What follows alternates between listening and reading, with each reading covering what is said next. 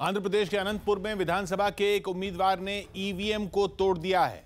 आरोपी नेता का नाम मधुसूदन गुप्ता बताया जा रहा है और यह एक्टर पवन कल्याण की पार्टी जनसेना के उम्मीदवार हैं। ईवीएम को तोड़ने के बाद पुलिस ने उम्मीदवार को गिरफ्तार कर लिया है। ये खबर आंध्र प्रदेश से आ रही है। अनंतपुर में ईवीएम तोड़ दी गई है। इस खबर पर और अपडेट के साथ लौटेंगे, लेकिन इधर अनुराग ढांडा वहां मौजूद है मुजफ्फरनगर से, जहां अजीत सिंह उनके साथ है। अनुराग, मेरी आवाज आ रही है?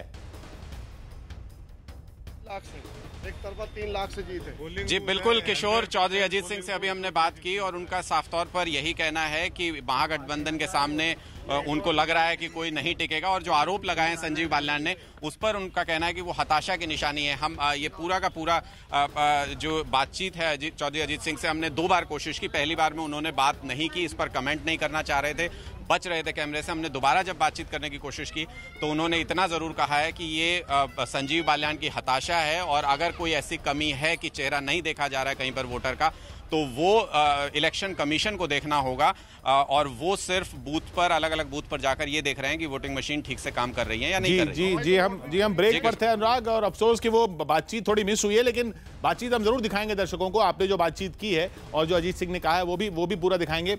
उधर चंद्रमोहन हमारे साथ जमुई से मौजूद हैं और गया से प्रतीक त्रिवेदी हमारे साथ जुड़ रहे हैं, उनके पास भी जाएंगे। प्रतीक तो अभी गया से लगातार हमारे साथ बने रहेंगे, लेकिन चंद्रमोहन ने बात की उधर एलजेपी नेता चिराग पासवान से, वो देख लेते हैं। जमुई सीट से मैदान में है, वहां भी मतदान हो रहा है। चिराग ने भी आज सुबह मतदान किया है, लोगों से मतदान की अपील की है। हमारे साथ मौजूद हैं एलजेपी के उम्मीदवार चिराग पासवान। चिराग जी, इस बार क्या आशा और उम्मीद है? देखिए, आशा, उम्मीद और विश्वास तीनों ही हैं। अगर मैं अपने ही लोकसभा क्षेत्र की बात करूं तो पूरा विश्वास है कि पिछली बार से बेहतर मार्जिन से मैं यहां पर चुनाव जीत रहा हूं और पूरा विश्वास है कि इस बार एनडीए पूरे बिहार में, पिछली बार हम लोग 31 सीट जीते थे, इस बार हम लोग 40 की 40 सीट जीतने जा रहे हैं।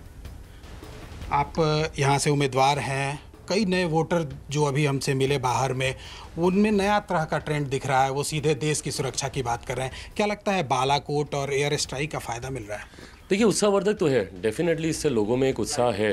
लंबे समय से देशवासियों की ये मांग रही कि जिस तरीके से पड़ोसी मुल्क हमारे अंदर घुसकर, मुंबई तक घुसकर वहाँ पे इतना बड़े आतंकी हमले को वो अंजाम देता है और उसके बाद हम लोग हाथ पर हाथ धरकर बैठते हैं। हमें ज़रूरत है एक ऐसे प्रधानमंत्री की जो हमारे देश की सुरक्षा को लेकर कड़े कदम उठाए, कड़ी नीतियाँ बनाए। और ये पहली बार हमारे देश ने एक ऐसा मजबूत प्रधानमंत्री देखा जिन्होंने न सिर्फ भारत को अंतर्राष्ट्रीय स्तर पर एक महाशक्ति के तौर पर प्रस्तावित किया, बल्कि अंतरिक्ष में भी जिस तरीके से भारत एक महाशक्ति के तौर पर उभर कर आया और जिस तरीके से हमारे पड़ोसी मुल्क को उसी के घर के भीतर घुसकर उसकी भाषा में जवाब देने का दम हमारे प्रधानमंत्री रखते हैं। तो देश को ऐसा ही प्रधानमंत्री चाहिए जिनका सीना सिर्फ 56 इंच का नहीं बल्कि 156 इंच का हो।